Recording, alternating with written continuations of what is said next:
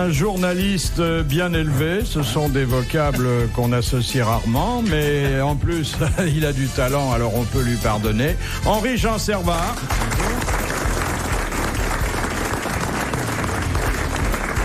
Un chansonnier qui étrille les politiques et qui est très ami avec eux, Jacques Maillot.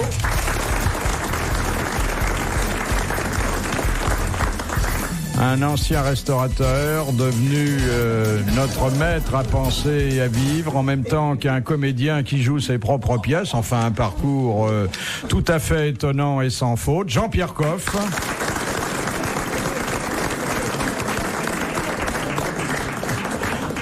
Et puis notre barbu de charme et d'humour, une barbe poivre et sel, mais il y a aujourd'hui plus de sel que de poivre, ouais. Et beaucoup de sel également dans des propos que je vous recommande. Jean-Yann.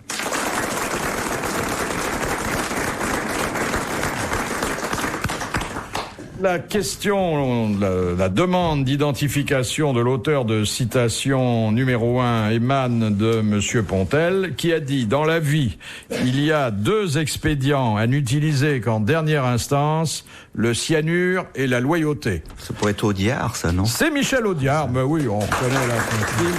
Bonne réponse de Jacques Maillot, qui a dit « Les Français veulent être commandés, mais c'est uniquement pour savoir... » à qui désobéir, car ils n'aiment pas désobéir dans le vide. Ça, j'étais en train de regarder Monsieur Coff qui travaille pas dans le vide non plus. Là. Ah, c'est le moment où on lui apporte le vin, l'autre château gratos.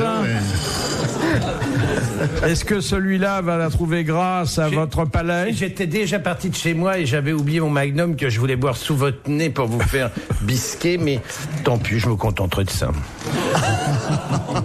Il y en a d'autres, j'espère. Oui, oui. Non, mais c'est bien de sortir le matin avec son magnum de gros rouge, là. Un magnum, ça fait quand même 2 bouteilles, hein. C'est bien par personne. Moi, j'adore les grands contenants. Je trouve que l'impérial, c'est l'idéal pour 2. Ça fait combien de... 5, 4 ou 5. Pour l'apéro. Ben non, pour le plat de résistance, parce qu'avant tu t'es tapé d'abord un petit coup de blanc pour nettoyer avant l'apéritif, puis ensuite tu passes au vin sérieux, ouais. Et puis après un peu de vin, un vin naturel ou un truc comme ça sur le dessert, et on fait une bonne sieste après ça. Et on peut boire un peu après le repas si on a soif quand même. Alors, je vous rappelle que j'ai sur le feu une citation. Les Français veulent être commandés, mais c'est uniquement pour savoir à qui désobéir, car ils n'aiment pas désobéir dans le vide. Et je crois que c'est assez judicieusement observé. Une femme, un homme militaire? C'est un homme. Politique? Non, pas politique, mais qui a souvent, dans ses pièces notamment, dit ce qu'il pensait. Monterland? Non, c'est un homme qui est toujours vivant. Il a dû venir aux grosses têtes il y a 12-15 ans. Il avait chanté l'opéra de façon merveilleuse. Ah, c'est... Il avait chanté l'opéra ici? Oui. Ou dans sa vie professionnelle? Non, mais il lui est arrivé de chanter l'opéra dans sa vie professionnelle, encore que ça soit pas son métier, mais il aime bien. Son métier, c'est auteur dramatique. C'est auteur dramatique et acteur. C'est un grand acteur. Français. Je sais pas quelle est sa nationalité à l'heure où nous parlons. Ustinov. C'est Robert Hossein. C'est Peter Ustinov. Bonne réponse de Jean-Yann. Les grosses têtes dans la nuit des temps sur RTL de 4h à 4h30. Aux États-Unis, qu'appelle-t-on les jack-off parties? Qu'est-ce que c'est décédé, oui. Il y a Monsieur Yann qui est là, je sais qu'il vit souvent là-bas, alors j'essaie de pas être trop ridicule, mais j'ai du mal. Je sais que vous avez des questions très très pertinentes, mais c'est toujours des trucs que je connais pas, je sais pas où vous allez chercher les machins. Ça fait quand même 25 ans que j'en croque, j'ai jamais vu une jack-off party. Non, mais ça m'étonne pas, parce que vous avez, je pense, une sexualité normale. Normale pour l'Amérique, oui. Et pour la France. Oui, enfin, d'une façon générale, oui. Voilà. C'est encore une cochonnerie, le jack-off. Oui, c'est quand on retire sa jaquette, c'est ça? Non. Je crois savoir ce que c'est, mais ça c'est scabreux comme histoire. Ça a été intronisé, ou instauré plutôt, à partir du moment où il y avait le sida. Introduit, il n'y a pas d'introduction d'ailleurs, surtout dans cette affaire. Parce que c'est à partir du moment où le sida commence à circuler, c'est des gens qui se masturbent, des mecs qui se masturbent sans se toucher, quoi. Exactement. Les uns à côté des autres. Ce sont des séances de masturbation collective. Pas de contact. Et vous voyez que je n'invente pas. Je vous remercie de m'avoir posé la question en disant que j'étais souvent là-bas et que je devais en connaître un rayon. Hein. Alors je le saurais maintenant, je vais arriver, je vais dire aux copains, allez les mecs, on va y aller, Jacob, machin, on se touche pas. On boit un coup, mais de loin. Hein. C'était une bonne réponse d'Henri Jean Servat, qui prouve quand même que mes renseignements ne sont pas aussi erronés que vous paraissez le penser. Non, mais vous fouillez quand même dans un terrain un peu glauque. C'est assez convenable finalement, puisque c'est un nouveau comportement sentimental un peu, voilà. Ouais. Et on peut être combien? C'est des trucs à deux ou faut être 15 ou 20? Ah non, le but de l'affaire, moi j'avais vu ça dans des magazines qui racontaient le nouveau comportement amoureux des Américains. C'est au contraire, c'est plus vous êtes de fous, enfin je sais pas si vous rigolez beaucoup, mais plus vous êtes de fous, plus c'est intéressant. Donc si on fait ça au Stade de France, ça peut être marrant.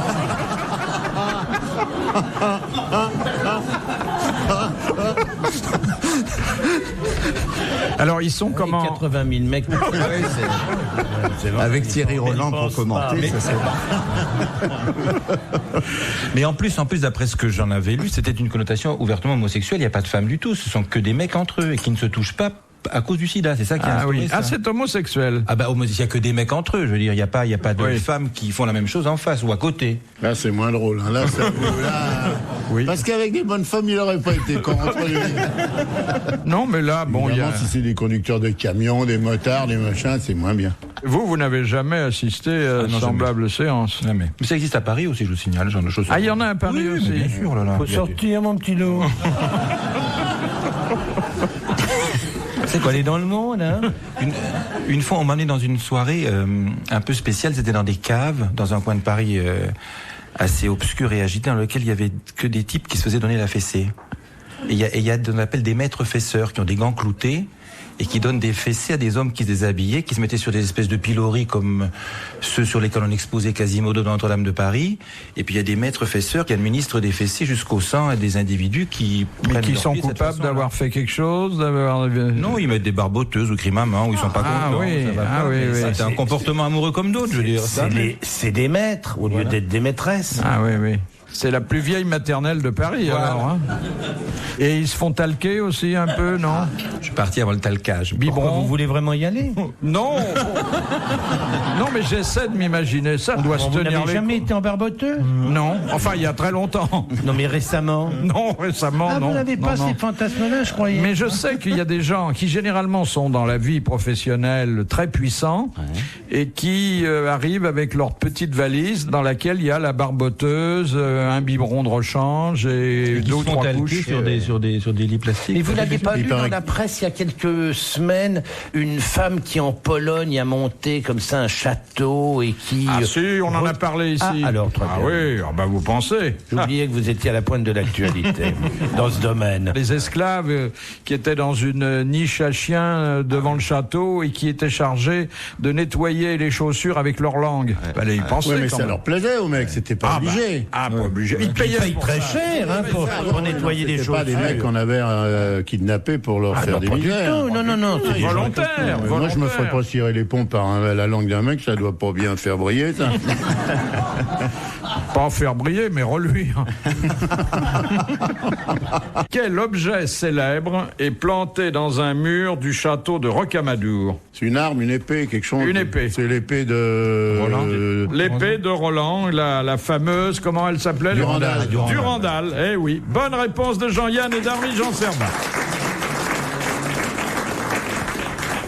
Bon, ils disent que c'est ça, mais c'est pas forcément ça. Ils l'ont reforgé depuis, non? Peut-être. Ça doit être rouillé, non?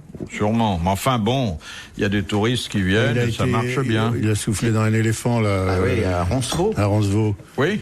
Mais les autres, ils l'ont pas pris son épée, les Sarrasins? Ah, oui. Vous savez, il y avait une histoire, il avait tenté de la briser sur le il a rocher. voulu la casser. Il a voulu la casser, solide, elle a résisté. C'est peut-être la belle ode au bras blanc qui l'a rapporté après sa mort, ou l'ange Gabriel qui était venu faire un tour. Hein. À Roncevaux? Ah oui, il est venu. Oh ben j'ai pas lu ça, moi. Vous confondez pas l'histoire? Ouais. Non, l'ange Gabriel, il est venu. C'était pas pour annoncer le petit Jésus, l'ange Gabriel? Ah ben, mais il a fait beaucoup de choses. Ah bon. Il fait beaucoup. Vous le retrouvez même dans le Coran, l'ange Gabriel, c'est vous dire s'il est répandu, hein. Alors, question de Monsieur Stinus de Cournon, qu'organise une fois par an la commanderie des fins goustiers du duché d'Alençon. Truc sur le boudin, non? Oui, exactement. Oui, c'est le concours du meilleur boudin de France. C'est le championnat d'Europe du boudin blanc. Ah, c'est du boudin blanc. C'est du boudin blanc. Championnat d'Europe, hein, c'est...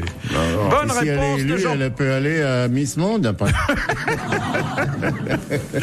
Bonne réponse de Jean-Pierre Coff.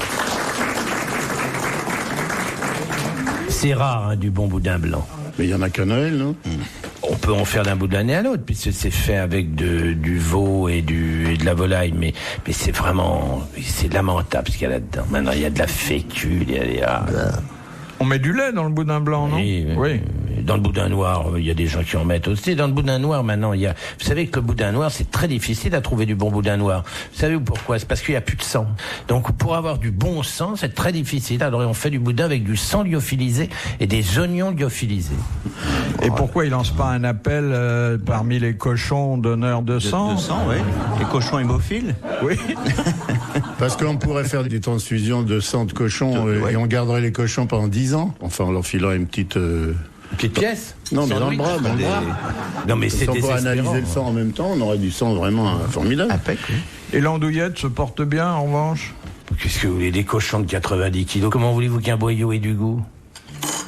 Ça n'a pas le temps de s'imprégner en 90 jours. Cochon, avant, c'était 300 kilos, une existence de 15-18 mois, tranquille, des pommes de terre, du petit lait. Maintenant, ils bouffent de la farine d'origine animale, mal chauffée. Non, c'est dur aussi, l'andouillette. Il faut bien savoir qu'actuellement, c'est alimenté en grande partie par des farines animales. Ah oui, oui. Moi, je suis content qu'il soit là, je l'aime bien, Coff, mais il me fout le bourdon à chaque fois. Je rentre le soir. On n'a plus envie de grignoter. Ah, oui, c'est vrai. Biscotte. Si, grignoter les bons produits, ça vous donne envie de chercher les bons, au contraire. Philippe Bouvard sur RTL, 4h, 4h30, les grosses têtes dans la nuit des temps.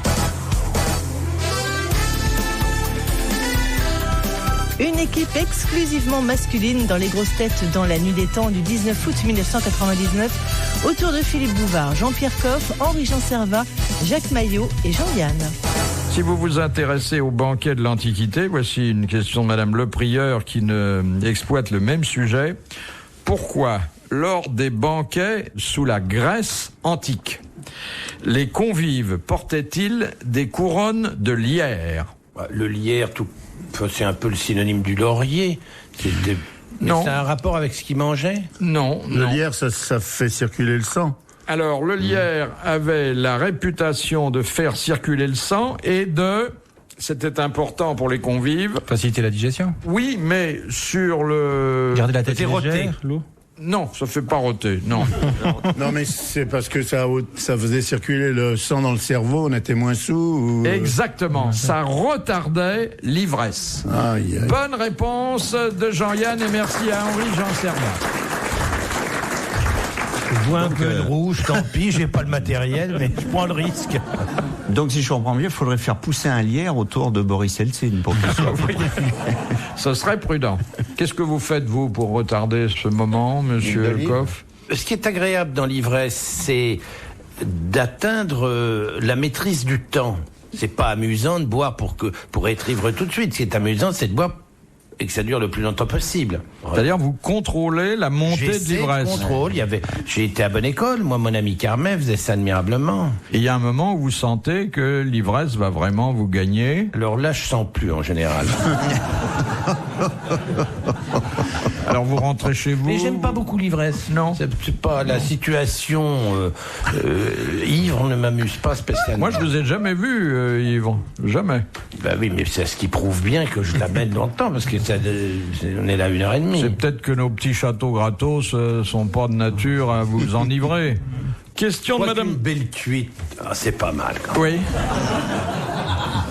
Dans les avions, moi, je m'en suis pris quelques-unes. Ah oui, mais quand on boit dans les avions, je crois que ça va beaucoup plus vite. Oui. Moi, je me souviens, j'en ai pris une, je me souvenais plus du tout où était ma voiture, mais vraiment plus du tout. Et j'étais convaincu qu'elle était à l'Opéra, et en fait, elle était sur les Champs-Élysées. Je sais pas comment elle est arrivée là. Ça, c'était imprudent, et c'est pas bien. Et la pire qui me soit arrivée, alors là, ça, je la décommande vivement, c'est à la Suze. 3 jours couché. La bouillotte de glace, rien n'y fait. Le chou, enfin tout ce qu'on raconte, rien. C'est vrai qu'un bon Fernet Brancasse... Ah rien, mais rien, mais j'ai essayé.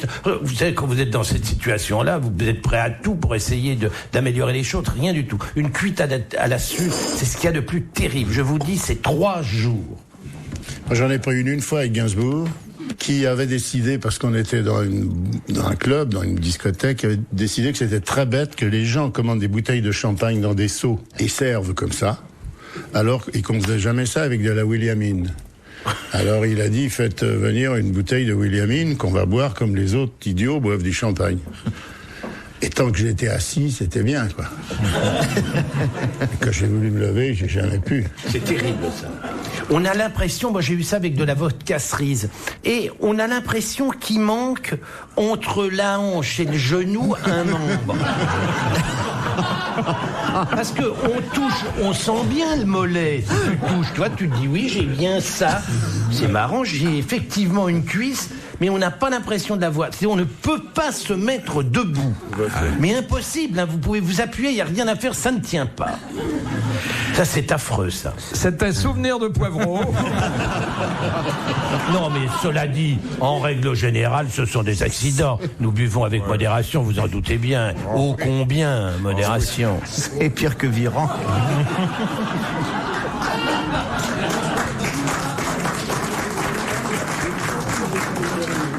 Question de Madame Well. Quelle particularité physique présente une personne atteinte de polydactylie? Dans les doigts. Oui. Les doigts palmés. Non, pas les doigts palmés. Il en a 6. Oui, il en a 6. Oui, alors 6, 7, 8, une demi-ouée. au pied ou à la main. Plein puis plein. Elle a des doigts plein supplémentaires. de Bonne réponse de Jean-Yann et merci aux autres. Vous avez connu des gens avec des Qu'est-ce qu'on en fait quand on en a autant? Ça s'appelle aussi... D'abord, il faut se faire des gants sur mesure. Hein. Déjà. Ça coûte. Hein. On peut travailler dans les trucs d'intérim aussi, là. Plus vite, les filles. Oui. Avec un doigt de plus. Ah oui, non, mais attention, les doigts sont tout petits, hein. Les petits doigts, ils sont accrochés. On n'a pas une main avec 6 ou 7 doigts. On a une main normale avec des petits embryons au bout. Sur le plan professionnel, il n'y a pas grand-chose à espérer de ça. Ça dépend si, par exemple, on a des doigts qui sont sur les doigts comme un arbre, comme des branches. Ah oui. Vous voyez? Ah oui. Vous avez un autre doigt là, puis encore un doigt ici, puis un doigt là. On a plein de filières, ça fait beaucoup de doigts, quoi. Ça, c'est le directeur de la centrale de Tchernobyl. Non, mais et alors, comment on les appelle? Parce qu'il y a le pouce, l'index, le majeur, l'auriculaire, le petit doigt, et après, alors... Ah oui, il faut Gaston, leur donner Fernand, enfin, faut... Ça doit être assez fascinant. Un petit long très fin en plus pour l'oreille. Ah, oui, dans le métro, ça doit surprendre. Hein. Un type à 7 ou 8 doigts. Mais même quand un type vous dit bonjour, vous vous rendez compte, 8 doigts dans la main, on doit le sentir quand même. Il doit pas dire bonjour, à mon avis. Il fait juste un signe de tête. Il garde les mains dans les poches. Je juste un signe de tête, mais s'il a 4 oreilles, évidemment, ça fait... Mais il a quelle autre particularité? Par exemple, vous savez que Clark Gable avait des dents qui étaient, pas des dents, avait des oreilles qui étaient gigantesques, comme des pavillons. Oui. Et toutes les scènes d'Autant n'emporte le vent, je trouve que ça tue le romantisme de façon absolue, on lui collait l'oreille contre la tempe, ce qui fait quand il embrasse, alors, il y avait des partenaires qui le détestaient, bien entendu. Alors, elle faisait exprès, elle lui passait la main dans les cheveux, en lui passant la main dans les cheveux, elle lui décollait un bout d'oreille. Alors, vous voyez la tête de Clark Gable qui était face à l'écran, avec les oreilles bien lissées sur les deux côtés. Et puis, Eddie Lamar lui passait la main, clac, ça ramenait l'oreille. Vous aviez l'oreille qui pendait comme un drapeau en berne de l'autre côté. Il fallait couper, remettre un peu de colle, recoller l'oreille. On repartait pour la scène d'amour de cette façon-là. Mais toutes les scènes d'amour avec Vivian Leigh, dont on emporte le vent, il a les oreilles bien rabattues contre les tempes, et puis avec un petit scotch collé à l'intérieur. Comme ça. Il y a Gary Cooper qui avait dit de lui que quand il se promenait dans la rue sans ses sparadraps, on aurait dit un taxi qui roulait les portes ouvertes. C'était gigantesque. Puis il y en a beaucoup qui ont d'autres choses, des particularités qui dissimulent sous une barbe aussi. Il y a beaucoup d'acteurs qui portent la barbe. Oui. Cause toujours. Un barbu est quelqu'un qui a quelque chose à cacher. Ou quelqu'un qui veut pas s'emmerder à se raser tous les jours. Déjà. Ah, ça s'entretient une barbe. Oui, mais ça s'entretient, mais si le matin on est vraiment à la bourre, on n'est pas obligé, on n'arrive pas sale, mal rasé. On est sur le compte de l'esthétique. Non, mais si vous visiez Jean-Yann, et je suis pas là pour le défendre, enfin, il a quand même tourné plein de films avec des partenaires sublimes dans ses bras, dans lequel il avait pas sa barbe. C'est vrai. Elle prenait pas l'air horrifié en essayant de me décoller les oreilles. Voilà. Retrouvez les grosses têtes dans la nuit des temps à tout moment sur RTL.fr.